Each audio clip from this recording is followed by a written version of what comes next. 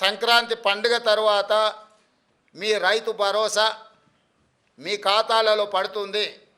విధి విధానాలకు సంబంధించి మంత్రివర్గ ఉపసంఘం వేసిన బట్టి విక్రమార్క గారు, పొంగులేటి శ్రీనివాసరెడ్డి గారు, తుమ్మల నాగేశ్వరరావు గారు ఇతర మంత్రుల చేత మంత్రివర్గ ఉపసంఘాన్ని విధి విధానాలను ఖరారు చేయడానికి వేసినాం.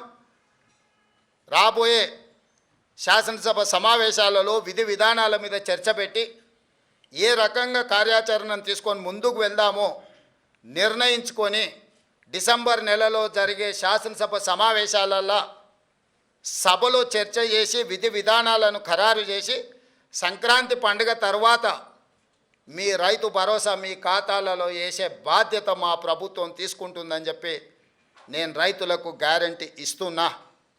రైతు రుణమాఫీ చేస్తామన్నాం, చేసి చూపించినాం. రైతు బంధు చంద్రశేఖరరావు గారు బకాయి పెట్టి పారిపోతే వాటిని కూడా 7,625 కోట్ల రూపాయలు రైతుల ఖాతాలో మేము వేసినాము. ఇప్పుడు కూడా రైతులకు రైతు భరోసా అందించే బాధ్యత మా ప్రభుత్వం తీసుకుంటుంది. దీనికి సంబంధించి శాసనసభలో చర్చలు చేసి మంత్రివర్గ ఉపసంఘం ఇచ్చే నివేదికను శాసనసభలో ప్రవేశపెట్టి విధి విధానాలను ఖరారు చేసి రైతు భరోసా పథకం కొనసాగుతుంది.